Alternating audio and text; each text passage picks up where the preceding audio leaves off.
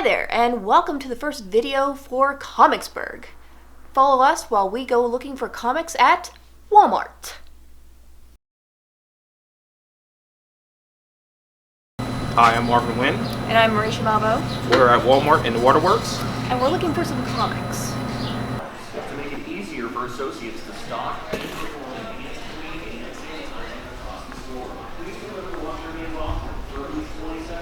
Mayflowers. Mayflowers and snow. At least 6 feet when possible. To make that easier, or eliminate the number of shoppers inside the store.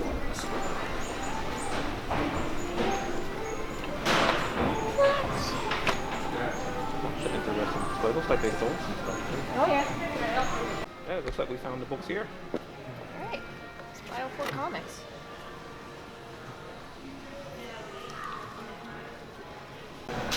Well, we didn't find the DC Comics at this particular Walmart. We did find them at the Walmart in Newcastle, right near the Funko Pops. Hi, how you doing? Doing pretty decent. Okay, you have a choice. 2130.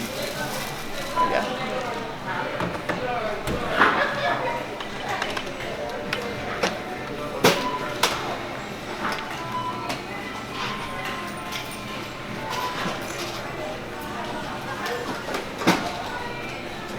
Thank you.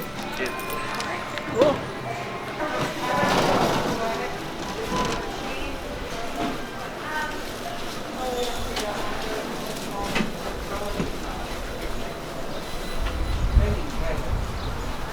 Oh, we got them.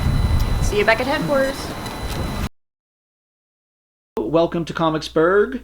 Today we are talking about Allegiance Arts, a new company led by comic book artists and creators, husband and wife team Mitch and Elizabeth Breitweiser, along with their financial partner Dan Martin. They also have several other people involved, which we'll find out about soon. We found these comics at the DVD section in our local Walmart. They were stickered at $4.99 each, plus tax. 4 comics came out to less than $22, which was a good entertainment value. The other thing that ties these books together is that they're all written in a historical context, with only one being a superhero comic. So we'll get to the reviews right now. The first comic we're looking at by Allegiance is called Bass Reeves. The art is by David Williams and the ubiquitous Kelsey Shannon, and the story is by Kevin Griview. Kevin is very interesting. He is a serious sci-fi and superhero credential guy. He played the character Raze in Underworld, the film series, and was also the co-creator and writer for that series. He was an actor who appeared in Naked Gun, The Mask, Stargate, Congo, Batman Forever, Steel, Alien Nation, Planet of the Apes, Men in Black 2, and Charlie's Angels. He wrote for Marvel's New Warriors and created the character Blue Marvel. He also voiced the animated characters of Solomon Grundy on Batman, Black Beetle on Young Justice, Terrox on The Avengers, and Super Skrull on Hulk. And he even played Worf on an episode of Mad TV, a parody Star Trek. That's some credentials right there. That is definitely. So, what I like about this comic is the kind of palette of muted dark colors. There's a lot of browns, blacks, and dark blues. Show a little bit of that. There we go. Right there we're showing Bass Reeves and his wife. He also has a young son who wants to model himself after Bass Reeves by learning how to shoot a gun, but Bass is reluctant to show him how. And as far as the comic as a whole, what is really great about it is that it has a historical context. You learn a lot about an old American legend of the Indian territories and the Great West, but it's not somebody mythical like Paul Bunyan or John Henry. It's a real-life character, Bass Reeves. And in fact, we'll tell you a little bit about him. He was the first black deputy U.S. Marshal west of the Mississippi.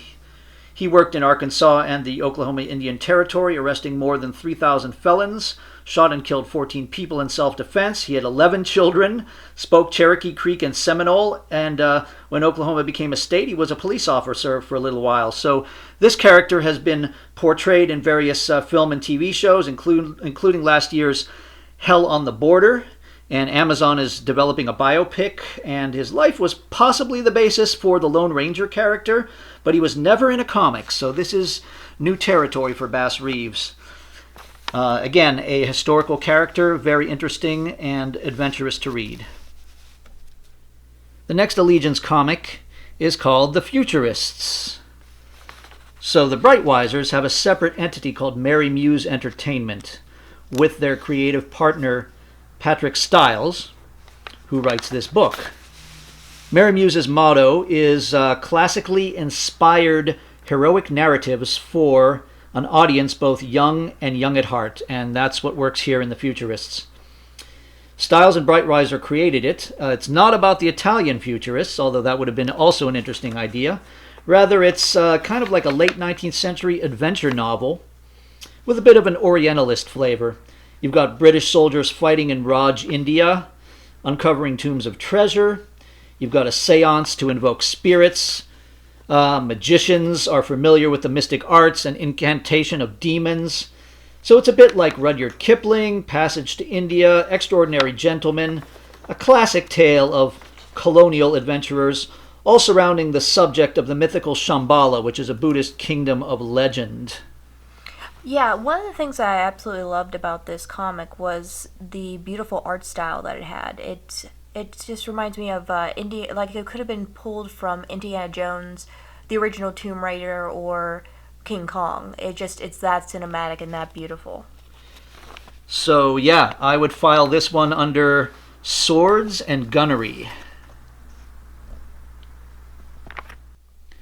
The next Allegiance comic is Noras Saga. The writer is Blake Northcott. We've been fans of hers for quite a while. She wrote an all-female superhero team called The Pact. She wrote Fathom for Aspen Comics, a sci-fi series called Arena Mode, a crowdfunded comic called Everglade Angels, and is about to start writing for DC Comics' Catwoman as of upcoming issue 26 with Sean Gordon Murphy. She's really good at writing strong, well-developed female characters. Also seems to have a lot of interest in the effects of social media. She makes references to that in several of her works. So Noras Saga is a classical story in the sense that it's like a modern retelling of Connecticut Yankee in King Arthur's Court, or, for a new reference, the TV show Outlander. So a smart teenager from Newfoundland named Norah lost her mother. She's a social outcast at school, and her dad is in an accident. But then she gets hurled back to the past, to when the Vikings had colonized Newfoundland, and she gets captured by them. Blake is Canadian, so it's no surprise we get some nice Canadian content here. We'll have to see how this story continues, but it seems to be ideal reading for young girls and teens in general, and has the potential to be developed for television, maybe into a CW show. Look at that art. Well, that's really incredible, isn't it? And what's also kind of interesting about this is that if you'll notice, the comics themselves, they're not labeled issue 1, issue 2, issue 3. They are labeled season 1, episode 1. Yeah. So they're doing it almost like a television show. Yeah, that's probably a good idea to appeal to modern audiences. And I would say that it's a lot better young adult content than the terrible YA versions of DC and Marvel characters that have been coming out at comic shops lately. The art is by, of course, again, the ubiquitous Kelsey Shannon. This is Noras Saga.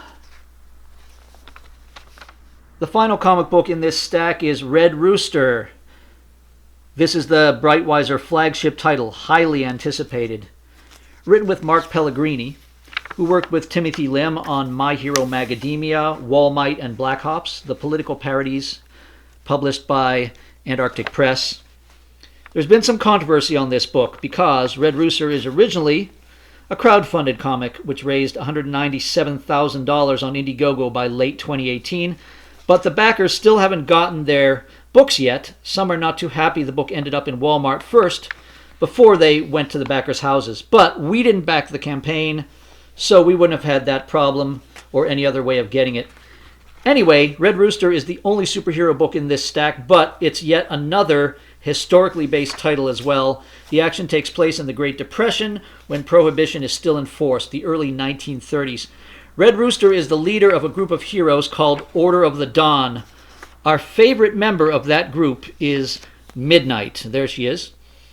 She wears a Wonder Woman type of costume, but is also very skilled. She knows how to pilot a plane and fix machinery, so she's kind of like a sexy Amelia Earhart. The comic deals with the commercialization of American culture.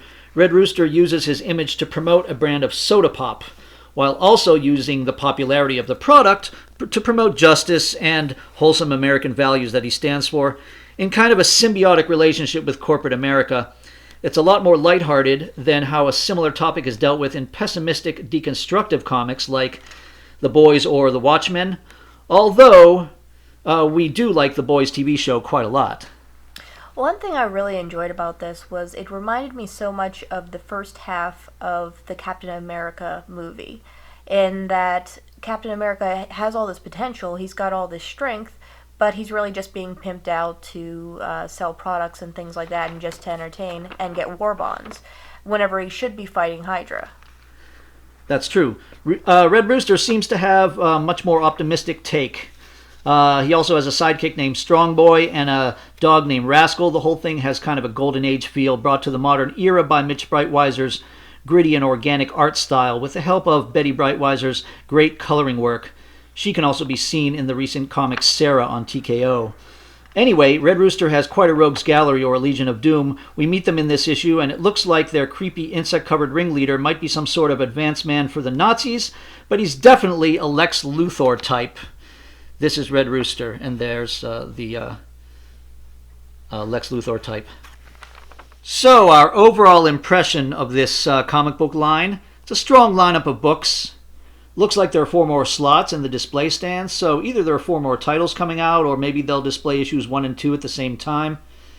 The real questions are, will audiences in Walmart who are not used to buying comics respond to titles they've never heard of and pay $5 for them? We'll have to see if that happens. It would also be nice if this wasn't exclusive, and if proven comic aficionados could get their hands on these titles at direct sales comic shops. And of course, there's the problem of the fulfillment of the crowdfunding campaign as well. We'll have to see, but for now, they're very accessible if you're near a big box store. This is the first episode of Comicsburgh. Thanks for watching, and stay tuned for lots more content from the Steel City related to comics and pop culture. If it's comics and Pittsburgh, it's Comicsburgh.